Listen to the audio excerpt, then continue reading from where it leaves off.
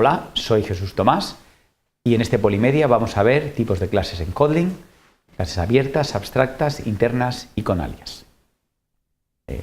Los objetivos van a ser hacer una clasificación de los diferentes tipos de clases, bueno, algunos tipos de clases que podemos tener en Kotlin. En concreto vamos a ver solamente los siguientes conceptos. La diferencia entre una clase abierta y una cerrada, lo que es una clase abstracta, lo que es una clase anidada y una clase interna y lo que es una clase definida a partir de un alias. Muy bien, empezamos con clases abiertas y cerradas. En Kotlin una clase por defecto va a ser siempre cerrada. Es decir, no podemos extenderla, no podemos usar la herencia para crear nuevas clases. Esto en Java se conseguía con la palabra reservada final.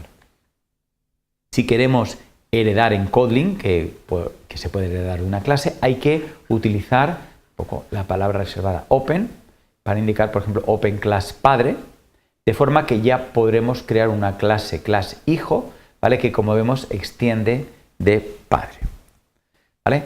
Por defecto también todas las propiedades y métodos de una clase también son cerrados, es decir, cuando heredamos de esta clase no vamos a poder cambiarlos.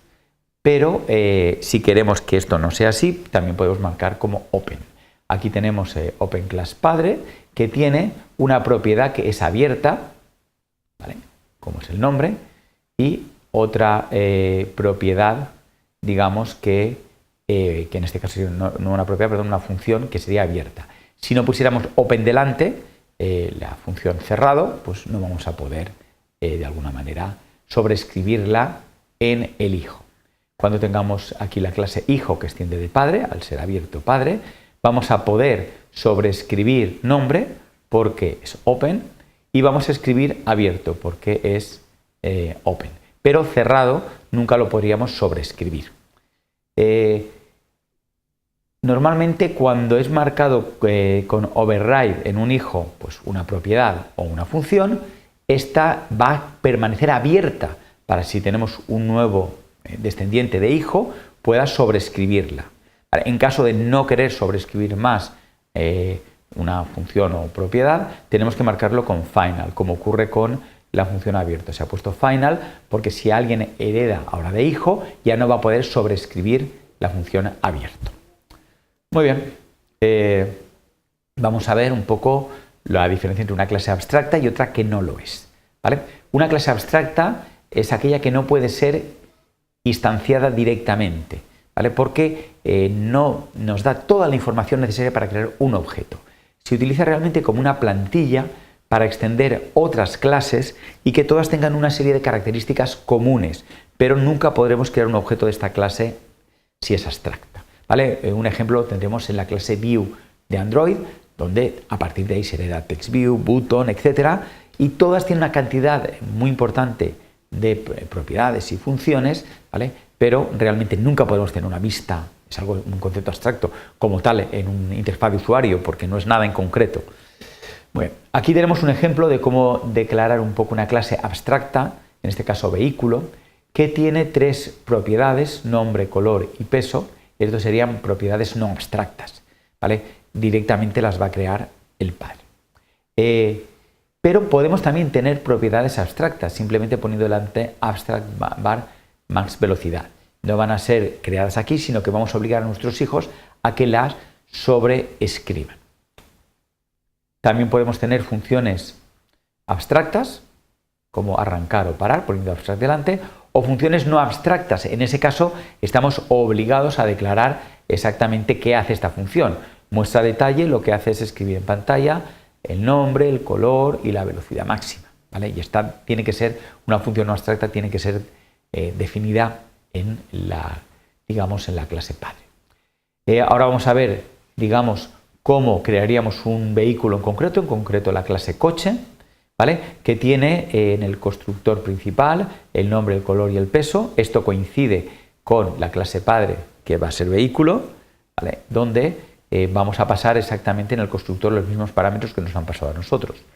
Además, tenemos que sobreescribir la propiedad abstracta velocidad máxima, pues lo hacemos así, ¿vale? También estamos obligados a sobreescribir lo que son las funciones abstractas. en este caso con override, y sobreescribimos arrancar y parar. ¿Vale? En el caso de que quedara alguna función sin sobreescribir, ¿vale? Pues en este caso tendríamos que ser a su vez una clase abstracta también, por supuesto. Muy bien, pues vamos a pasar a ver un poco lo que es una clase anidada e interna. ¿Vale? En Kotlin una clase puede declararse dentro de otra clase, dando lugar a lo que es una clase anidada. Aquí tenemos una clase externa que tiene una propiedad, ¿vale? Y una clase anidada que está dentro de la clase externa. Para acceder a anidada habría que escribir externa.anidada y dentro pues declara una función que realmente pues una de las pegas es que no va a poder acceder desde clase anidada a la clase externa.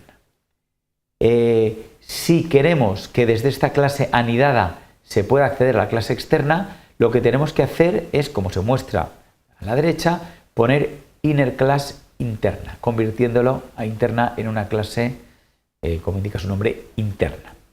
De esta forma ya vamos a poder acceder a todas las funciones y métodos de externa. Aquí la función directamente puede acceder a la propiedad sin ningún problema. Muy bien, pues vamos a ver lo que es una clase, digamos, basada en type alias, ¿vale? Que va a ser un truco bastante sencillo para poder asignar, digamos, un nuevo tipo de datos, pero de alguna manera asignándole un nuevo nombre a una clase que ya existe, ¿vale? Esto suele ser muy interesante si estamos hablando de nombres de clases muy largas de escribir o queremos darle en este nombre un significado especial, de aclarar su significado. Como por ejemplo podría ser el primer type alias, grupo personas, set personas. Esto es bastante corto y bastante fácil de entender, pero aquí estamos diciendo exactamente qué tipo, para qué lo vamos a utilizar. O en este caso, un mutable map que tiene una clave como para cada clave hay un mutable list con ficheros. Esto es bastante largo, pues podemos poner tabla de ficheros y de esa manera pues abreviar un poco el nombre. También el type alias puede ser utilizado para, digamos, indicar tipos de función. Por ejemplo, si queremos una función manejador que a partir de un string, un entero, un string y cualquier tipo de objeto no nos devuelva nada, unit, esto es lo que significa any unit, esto es cualquier objeto y esto es que no devuelve nada, pues lo podríamos escribir de esta manera. O si queremos un predicado que a partir de un tipo de datos predefinido que vamos a indicar nos indica verdadero o falso, pues esto sería otro tipo de función. ¿Vale? Pues como conclusiones hemos presentado una pequeña clasificación con algunos tipos de clases en Kotlin. En concreto hemos visto lo que eran las clases abiertas y cerradas, abstractas y no abstractas, anidadas e internas y con alias. ¿Vale? Aquí hay algunos links para que amplíes información. Muchas gracias por tu atención.